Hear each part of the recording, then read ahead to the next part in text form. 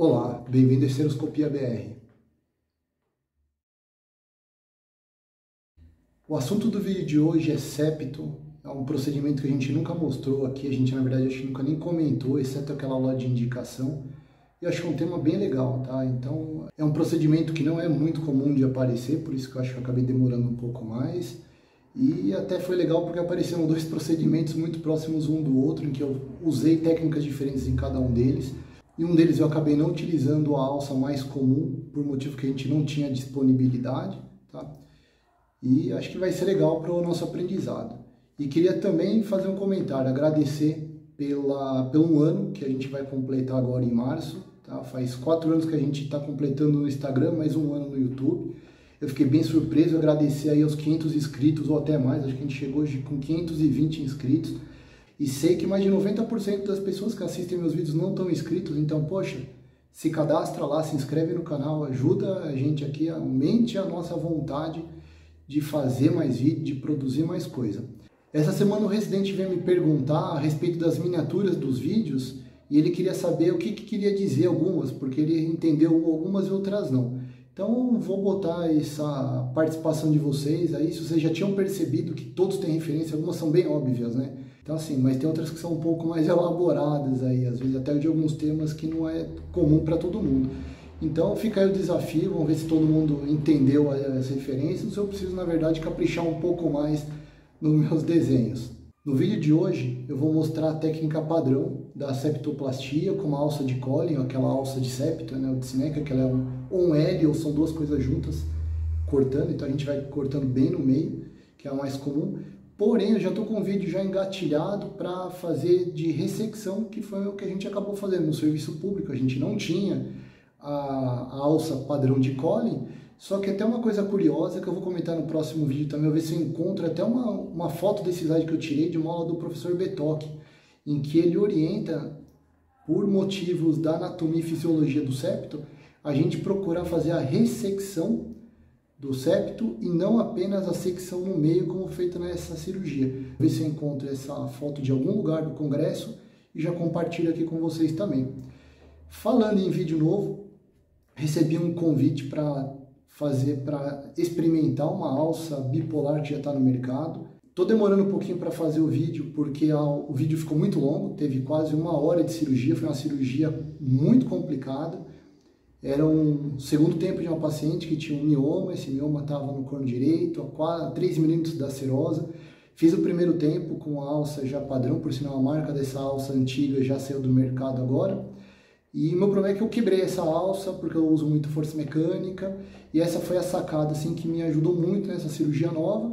Então eu estou acabando de produzir o vídeo, estou acabando de fazer o comentário, quero deixar ele bem caprichado para fazer perto do nosso aniversário, que deve ser lá para o final do mês. Então vocês já fiquem aguardando aí que esse vídeo vai ser bem legal e usa todas aquelas técnicas que a gente comenta. Fica aí a expectativa.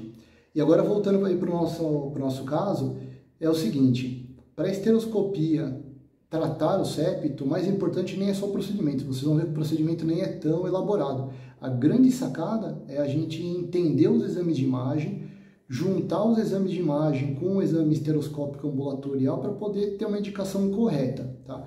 Acho que a gente falar tudo isso aqui agora não tem condição, é muita coisa.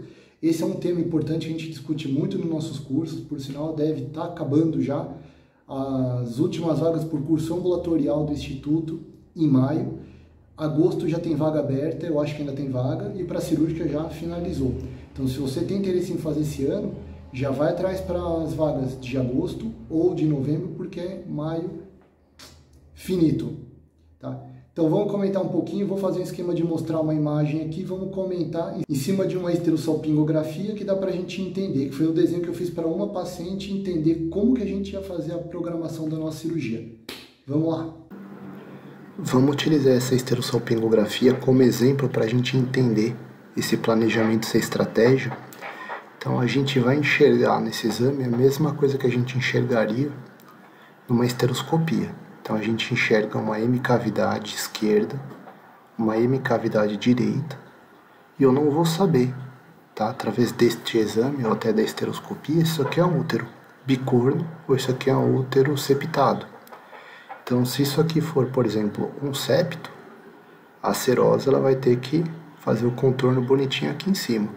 Se isso aqui for um útero bicorno e a serosa contornar exatamente igual essa cavidade aqui, e a gente indicar uma cirurgia, na hora que o colega ou a gente for fazer a cirurgia, vai acabar caindo dentro da cavidade pélvica, vai furar essa cavidade uterina e pode acontecer um acidente, lesão de alça, lesão de bexiga. Por isso que é importante a gente ter um exame estereoscópico associado a um exame de imagem, no caso ultrassom 3D, 4D ou se não uma ressonância. Agora vamos ver um esqueminha aqui que eu fiz. Nesse desenho aqui, eu fiz um esquema dentro da esterossalpingografia para explicar para a paciente.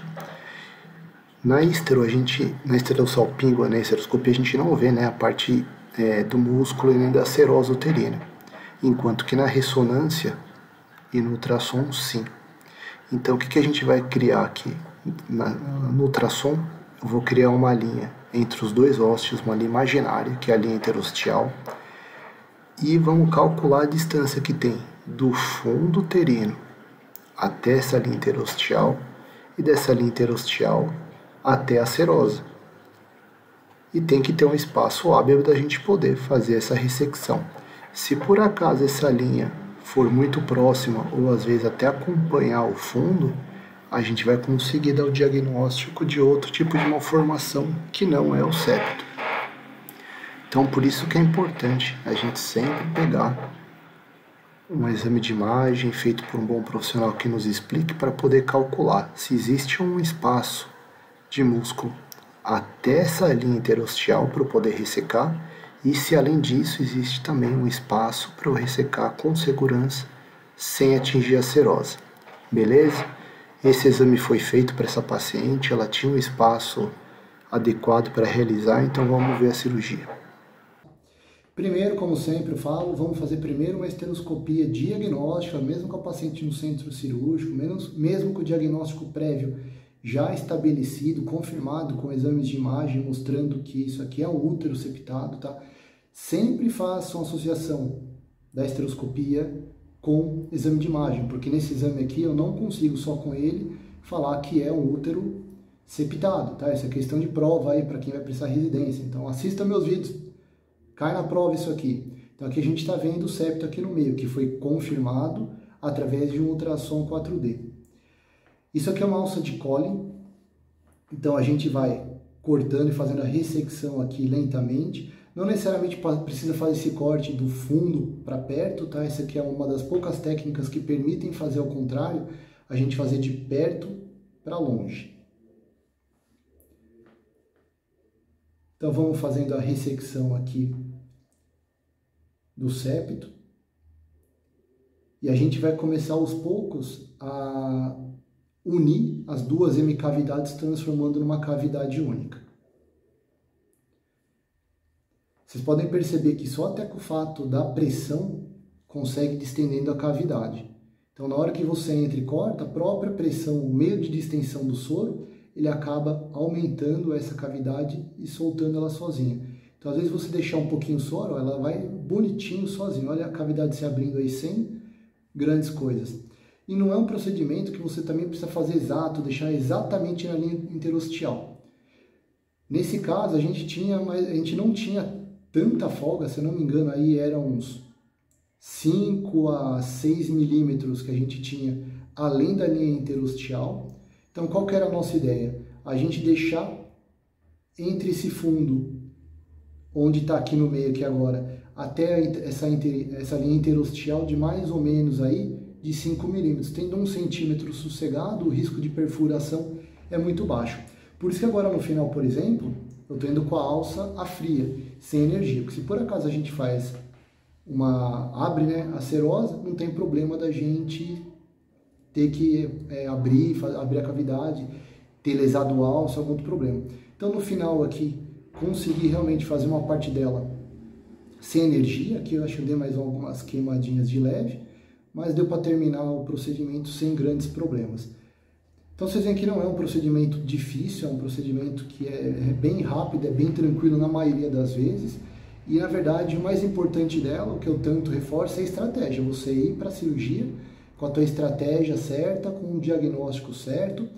E é um quadro muito importante para você lembrar de ter o seu radiologista, né, o seu ultrassonografista de preferência. Então, tenha um colega bom, tenha um cara que saiba te dar o diagnóstico. Se você for uma pessoa que não tiver tanto hábito de ver ultrassom, esse cara tem que ter o talento de poder transformar a imagem que ele enxerga para você. Então, como naquele desenho que eu fiz o rascunho, é esse tipo de desenho que eu peço para eles fazerem para mim. Geralmente quem faz esses exames aqui que eu peço, que eu gosto de fazer, é o Dr. Lucas Rios. Ele trabalha em alguns laboratórios aqui em São Paulo, acho que no Fleury, no São Luís. Ele é um colega que dá aula pra gente nos cursos do CATS e ajuda bastante. E eu vou até roubar alguns desenhos dele para a próxima aula lá, porque é muito legal, tá? Então, acho que vale a pena você ter uma pessoa que te desenha, que te liga e fala, olha, meu, vai tranquilo, tem um espaço. E esse caso aqui no final ficou bem legal, por quê? Porque a linha interostial entre os dois ficou muito próximo, tá? Não ficou no zero, mas tem menos de 5 milímetros aí de distância, o que transforma essa cavidade em uma cavidade boa. Não existe trabalhos que confirmem a melhor forma da gente evitar sinéquias no pós-operatório dessa paciente. Tem pessoas que gostam de aumentar estrogênio, tem alta dose de estrogênio para aumentar esse endométrio e reduzir sinéquia. Tem gente que coloca DIU. O uso do DIU ou do Mirena, até aquele DIU em forma de sapata, após a ressecção de septo, já foi comprovado que não funciona. Tá? Então isso é uma coisa que a gente realmente não recomenda a utilização. O que geralmente a gente faz, a gente recomenda fazer uma esteroscopia ambulatorial cerca de 30, 90 dias após para ressecar alguma sinéquia frouxa que possa ter formado após a ressecção do septo. Tá? Mas verem que a cavidade fica boa, a cavidade fica legal, e cavidade boa legal é uma cavidade que vai conseguir proporcionar uma gestação aí se o resto de todo o maquinário da mulher e do seu parceiro estiverem tudo certo. Vou terminar o vídeo agradecendo vocês mais uma vez, vou agradecer aos inscritos, vou pedir para que vocês se inscrevam se você ainda não está inscrito, se inscreve aqui embaixo, agradecer a participação de vocês. O último vídeo que fizemos foi super legal e quem deu a ideia foi uma colega. E isso está provado que quanto mais vocês participarem, quanto mais vocês forem dando ideias, a gente consegue entender o que vocês precisam e dentro dessa necessidade a gente pode criar um pouco mais de conteúdo. Então agora aguardem um pouquinho, tenham um pouco de paciência comigo para eu acabar de editar esses dois vídeos, que eu acho que até o final de março eles já estão disponíveis para vocês. Muito obrigado, se cuidem e até a próxima. Falou!